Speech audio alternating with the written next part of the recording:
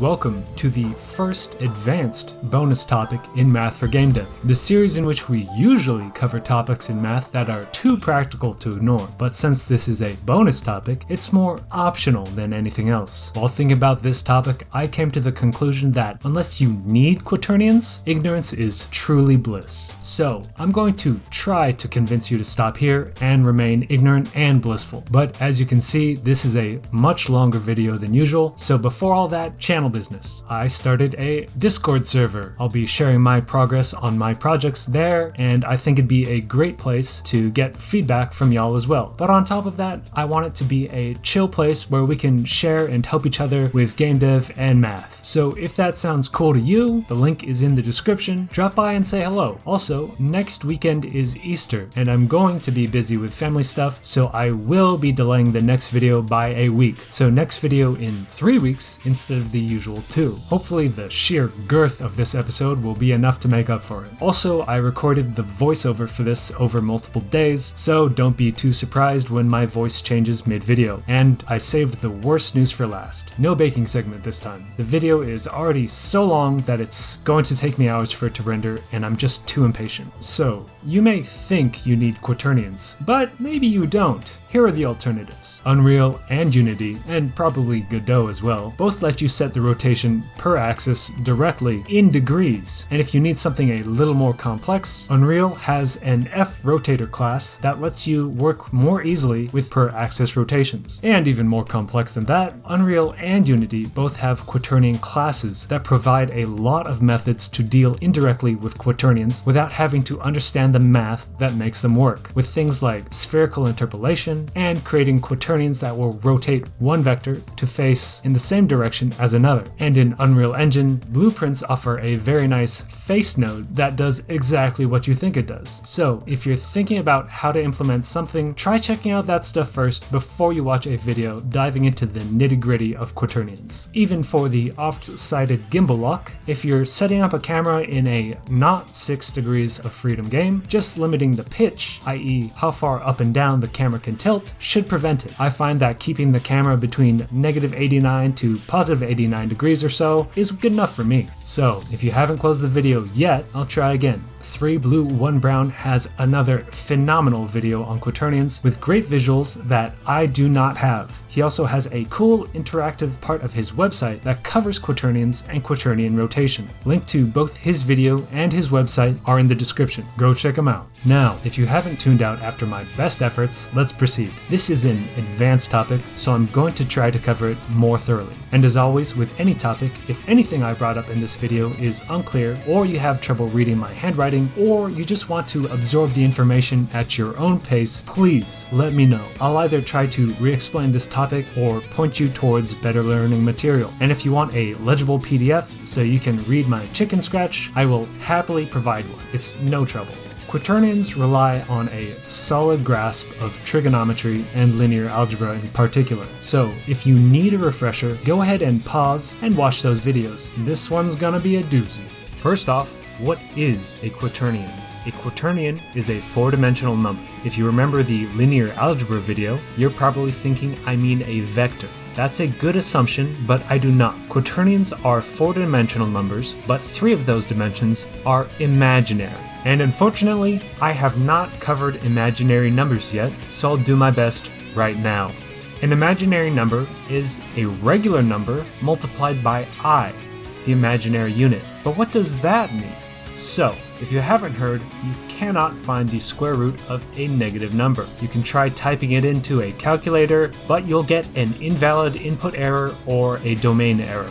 And if we look at the graph of the square root of x, we can see that it's only defined for values equal to or greater than 0. So any negative value just does not work. However, imaginary numbers make it work. The imaginary unit I is formally defined as I squared is equal to -1. However, we're not mathematicians, we're game devs, so we'll simply say I is equal to the square root of -1. Now, I hear you saying, isn't I one of these standard unit vectors? Yes, except that I has a hat. and this imaginary unit I does not. An unfortunate fact of mathematics is that even with the English and Greek alphabets, there simply are not enough letters, so many have to pull double or even triple duty. Now, we can combine real and imaginary numbers by just adding them together, since they cannot be added together into a single number. This sum is called a complex number, just like how we could write vectors as sums of the different standard unit vectors. Also, we can graph complex numbers on the complex plane, which is written as this fancy C in Blackboard bold. The complex plane is like the regular plane for 2D numbers, but instead of the x and y axes, the horizontal axis is the real number line, and the vertical axis is the imaginary number line. So if we were to graph the point 3 plus 4i on the complex plane, it'd be right here, exactly like the point 3, 4 on the Cartesian plane. All complex numbers have a complex conjugate, and it's extremely easy to find. Just flip the sign of the imaginary component. So 3 plus 4i's complex conjugate is 3 minus 4i, which if we graph out is just a reflection across the real number line. We can denote this by just writing a bar over the complex number. So if our complex number is of the form z is equal to a plus bi, then its conjugate, z with the bar, is equal to a minus bi. And just like with real numbers, we can calculate the magnitude, or distance from the origin, of a complex number. The magnitude of z is equal to the square root of z times z conjugate, or just the square root of the product of a complex number with its conjugate. And it's not as hard as it looks, since if we rewrite z as a plus bi and z conjugate as a minus bi, we see that the inner terms will cancel out and we'll get a real value. And while we're looking at the complex plane, there is something very important for rotations that I want to show you. Say we take 3 plus 4i here and multiply it by I. Doing so, we'd get the following: negative 4 plus 3i. Now, if we compare the graph of the original with the product, we can see that it corresponds with a 90-degree, or pi over 2, counterclockwise rotation about the origin of the complex plane. I can continue to multiply the complex number by I to keep on rotating it pi over 2 about the origin. Right about now, you should be wondering, is this similar to the rotational matrix? It is the rotational matrix. Allow me to introduce you to Euler's formula. We're going to be using it with both complex numbers and quaternions, so you have no choice but to like it. E raised to the I times theta is equal to the cosine of theta plus I times sine of theta. Euler's formula establishes the relationship between trigonometry and complex numbers. If we plug in pi into Euler's formula, we get Euler's identity. E raised to the I pi is equal to negative 1, which is often called the most beautiful equation in mathematics. Now, hopefully your brain is buzzing if you remember the rotational matrix, but for those who don't, it is r of theta is equal to cosine theta, negative sine theta, cosine theta. And now that we know Euler's formula can link cosine and sine to complex numbers, if we multiply Euler's formula by some general point in the complex plane, z is equal to a plus bi, then we get the following.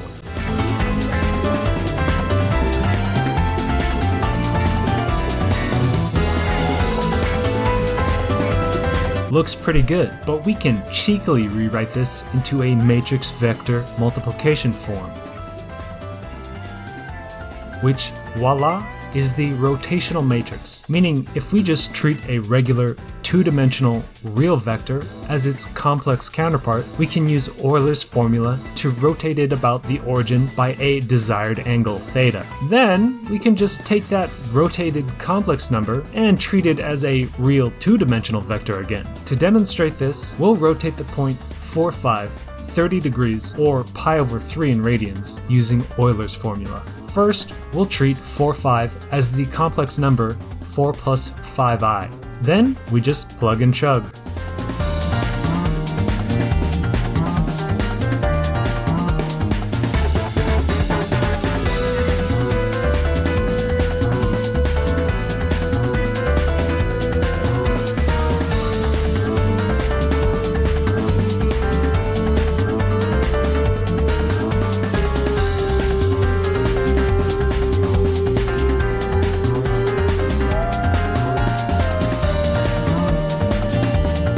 Unfortunately, I'm only human, so I do not know what radical 3 is. So let's just plug in these two terms into a calculator or Wolfram Alpha or whatever's handy. In doing so, we get 0.964 and some change plus 6.330 and some change times I. So finally, if we treat that as a real two-dimensional number, we get 0.964 and some change, 6.330 and some change. If you're worried that this answer is correct, I leave it to you to double check. To do so, you just have to show that the answer has the same magnitude as 4-5 and is rotated 30 degrees about the origin. Of course, this would be easiest to do with the sine and cosine form. Hopefully, we're all comfortable with complex numbers now and understand that they're two-dimensional since they have just one real component and just one imaginary component. But why stop with just one imaginary component? A quaternion is a complex number with two additional imaginary components. And just like how with 3 dimensions, where the x, y, and z axes are all at right angles to each other, these 3 imaginary components and the real one are all at right angles as well. These 2 additional imaginary axes are denoted with j and k. Again, no hats, giving us I, j, and k as our 3 imaginary units. And since they are imaginary, we can define them all using the following. I squared is equal to -1, j squared is equal to -1, k squared is equal to -1, but also ijk is equal to -1. Timeout. How did we get the last one? Well, let's take a step back and consider complex numbers. If we remember that when we multiplied a complex number by I, we'd rotate it 90 degrees counterclockwise about the origin of the complex plane, we can begin to understand the last one. J and K are exactly the same as I. Multiplying them also rotates a value about the origin 90 degrees counterclockwise. But now we have one real and 3 imaginary dimensions. To really understand this, let's ignore the real dimension for now and just consider the imaginary space. Doing so, we can actually graph what's going on. When we multiply I by j, we are rotating one I around the j-axis 90 degrees counterclockwise, giving us 1k. Next, if we look at the real k-plane, which is exactly like the complex plane from earlier, when we multiply 1k by itself, we're rotating it 90 degrees counterclockwise once more. Finally, onto the real number line at just -1. So if we write out what happened, it'd be I times j is equal to k, then k times k is equal to -1. We can combine the 4 equalities to get the following. I squared is equal to j squared is equal to k squared is equal to I times j times k, which is equal to -1. However, there's a catch.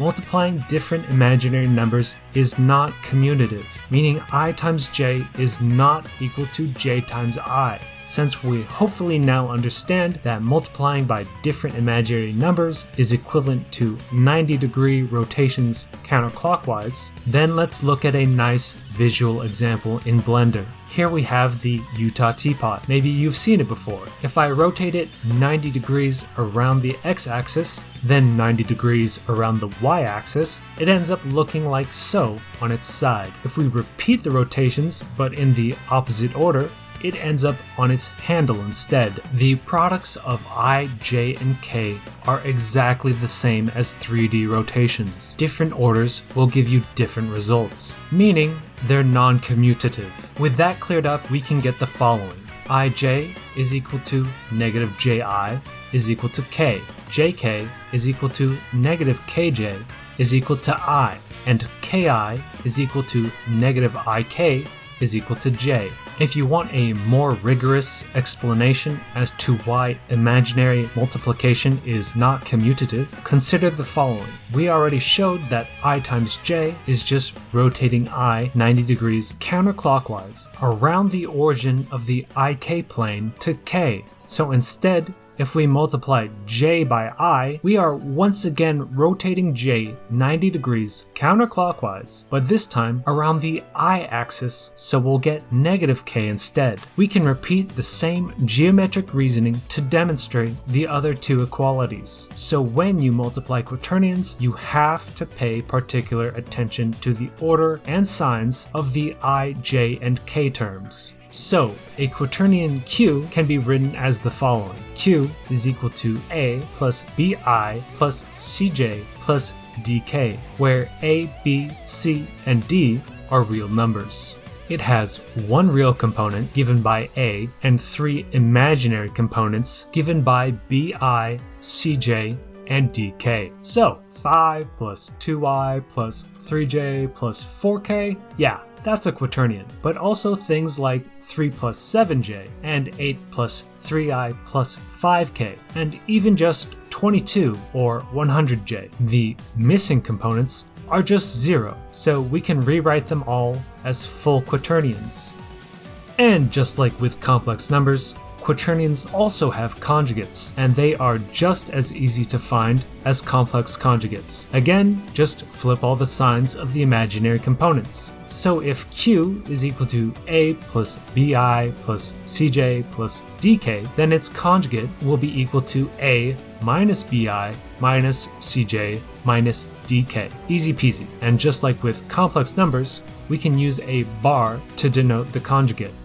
Now, I've been doing game dev stuff for years, and while there's a bunch of stuff quaternions can do, when it comes to video games, I've only used them for rotations. So I'm putting the blinders on and focusing down on just enough to cover that. Just like how we can use Euler's formula to rotate a 2D point by treating it as a complex number, we can use quaternions to rotate a 3D point by treating it as a quaternion. If we want to rotate a point P by an angle theta around the axis given by the unit vector u sub x, u sub y, u sub z, then we do the following. P rotated is equal to Q times P times Q conjugate, where Q is the quaternion version of Euler's formula. Q is equal to e raised to the theta over 2 times u sub x times I plus u sub y times j plus u sub z times k, which is equal to cosine of theta over 2 plus u sub x times I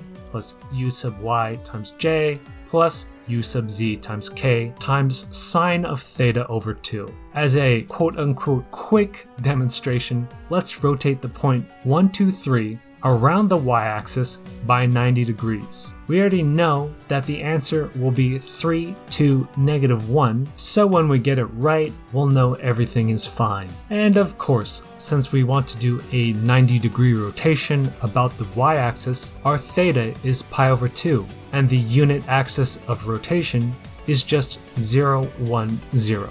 Plugging that into Euler's formula, we find that our q is equal to cosine of pi over 4 plus j times sine of pi over 4. Thus, q conjugate is equal to cosine pi over 4 minus j times sine of pi over 4. Next, we treat the point 1, 2, 3 as the quaternion 0 plus 1i plus 2j plus 3k. Then we just plug and chug. But keep in mind, quaternion multiplication is not commutative. So first, we will find q times p, not p times q. Then we will multiply that by q conjugate. And before I begin my work, I'm going to let pi over 4 be equal to alpha, so that way I don't have to write as much. Now, I just cannot voice over each step. There is simply too much work. I'll play it slower than usual, and if you want a PDF of what's going on here, I'll be happy to provide it. While you're watching this, I want you to remember, you will never have to do this by hand. I'm just doing it by hand for this demonstration. And also, that whenever you see something get multiplied by I, j, or k, that corresponds to some kind of movement about the origin from one axis to another.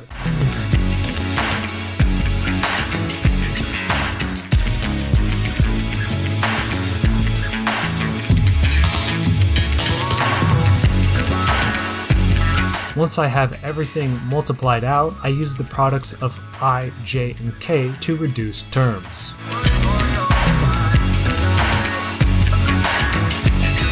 Then I reorder everything into standard Quaternion form so my brain doesn't hurt as much.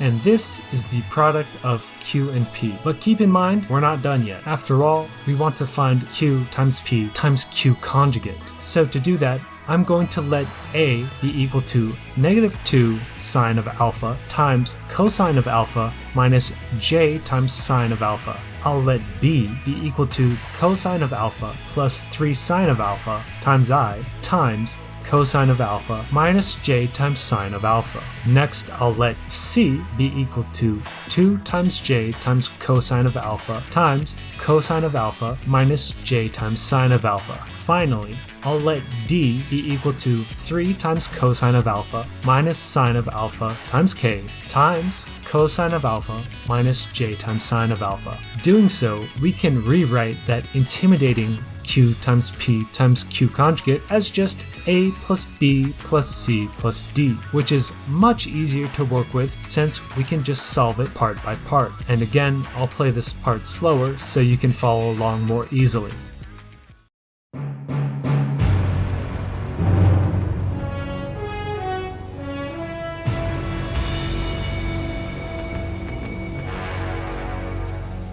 What a thrill,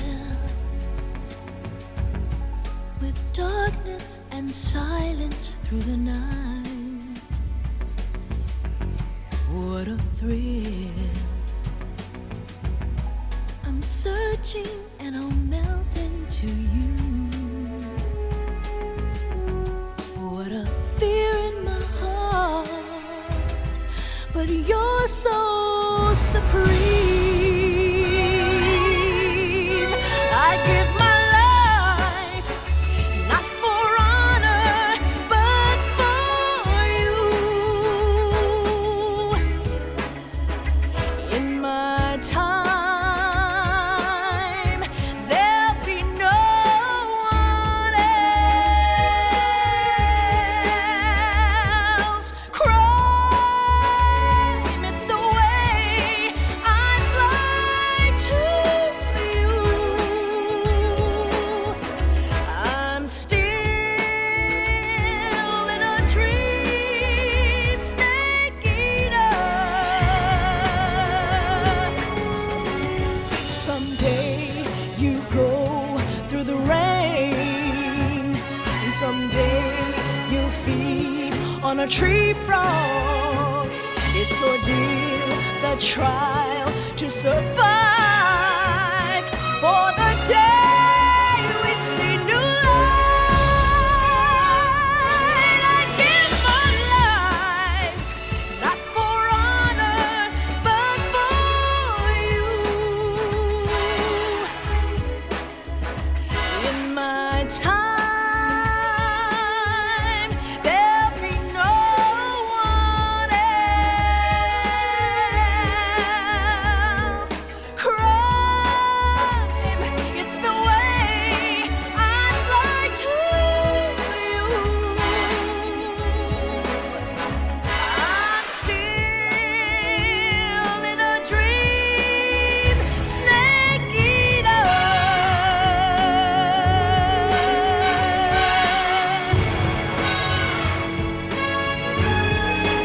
I'm still in a dream, snake eater.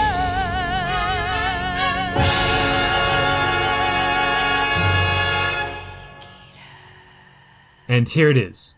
We'll look at it part by part so it's easy to handle. The real component is -2 cosine of alpha sine of alpha plus 2 times cosine of alpha times sine of alpha. And just looking at it, we know that it's just going to be 0, which is what we want. Next, the I component is cosine squared of alpha plus 6 cosine alpha times sine of alpha minus sine squared of alpha. Now, this may look tough at first, but we have two methods of solving things here. First, just plug in alpha. After all, alpha is equal to pi over 4, and we all have calculators. The other option is, if you recognize that those are double angle identities, we can rewrite it as cosine squared of alpha minus sine squared of alpha plus 3 times 2 cosine alpha sine of alpha, which is equal to the cosine of 2 alpha plus 3 times the sine of 2 alpha by the double angle identities. And then plugging in alpha is equal to pi over 4 now, we get 0 plus 3, which of course is just equal to 3, which is again exactly what we want. Then the j component is 2 times cosine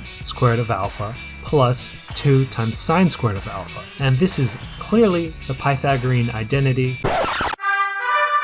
醒醒，先生工作者，美好的中国帝国早安，您正在被监视。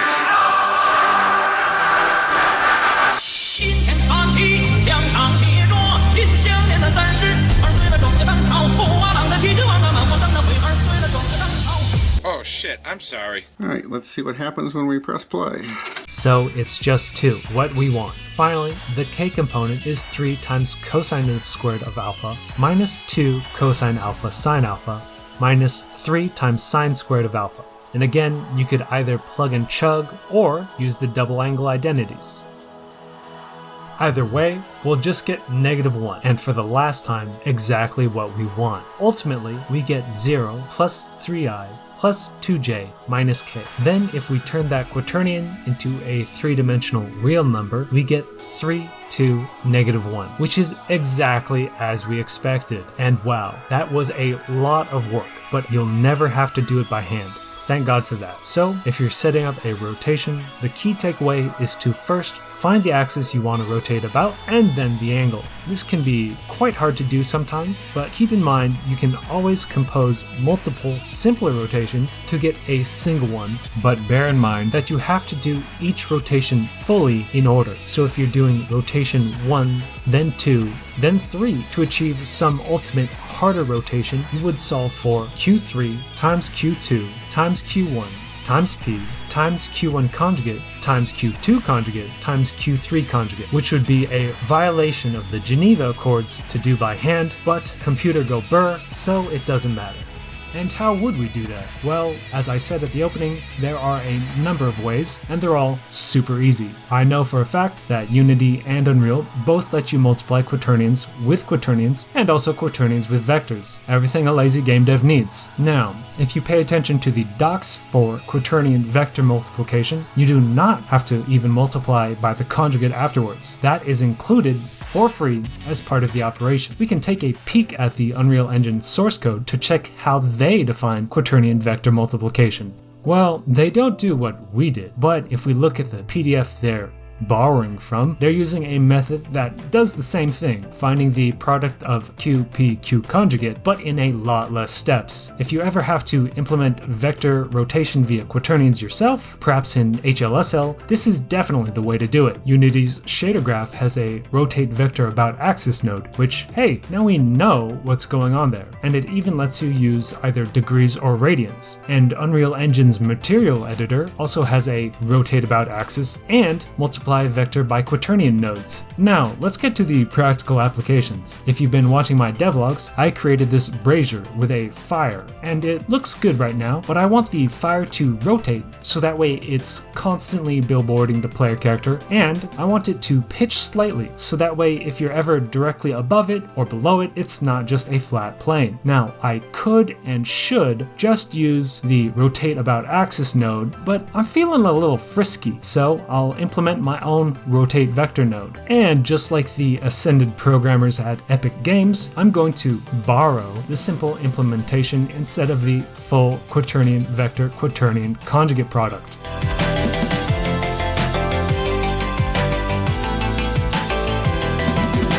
Et voila, borrowed. Next, I'll create a material function for the quaternion version of Euler's formula. When you do this, make sure you set cosine and sines period to 2 pi, otherwise it won't work.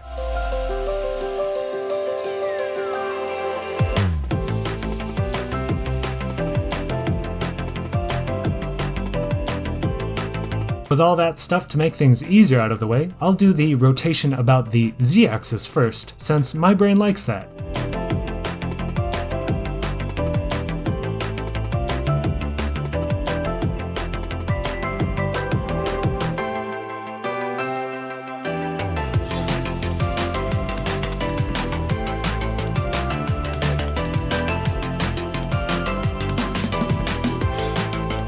And that's looking good. As you can see, I use Arctan 2, specifically Arctan 2 Fast, to find the angle in radians I need to rotate about the z-axis. Also, since the Unreal Engine Material Editor expects a position offset, not the position itself, before I plug it in, I subtract the old unrotated position from the new rotated position. Finally, I want a bit of pitch, so that way if you're looking at it directly from the top or bottom, this doesn't happen. And this is another good reason to do the Z rotation first. This way we can get the new rotated Y-axis, which is the rotational axis for pitching. And it's quite simple. We just do the same thing, but all over again.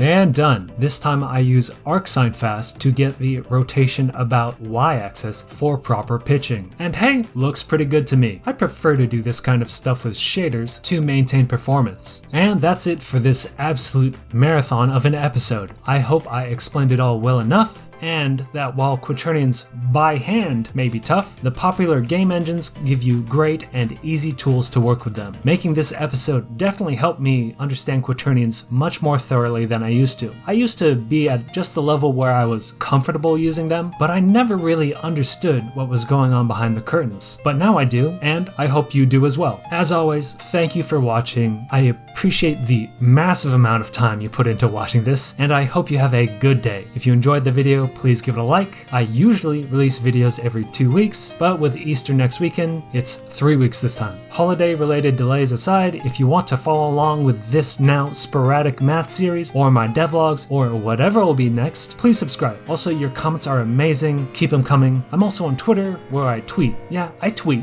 Sometimes. My sporadic tweet schedule aside, you can follow me there and DM me if you have any questions or comments. And as I said at the start, there's also a Discord channel for the server, so you can check that out as well. And finally, while there is unfortunately no baking segment this episode, its absence won't stop me from using my now signature sign-off. The yeast in the air is free. You should go out there and bake. It makes a great gift, and it's a great way to show your appreciation to those you care about. Thank you, and I will see you next time.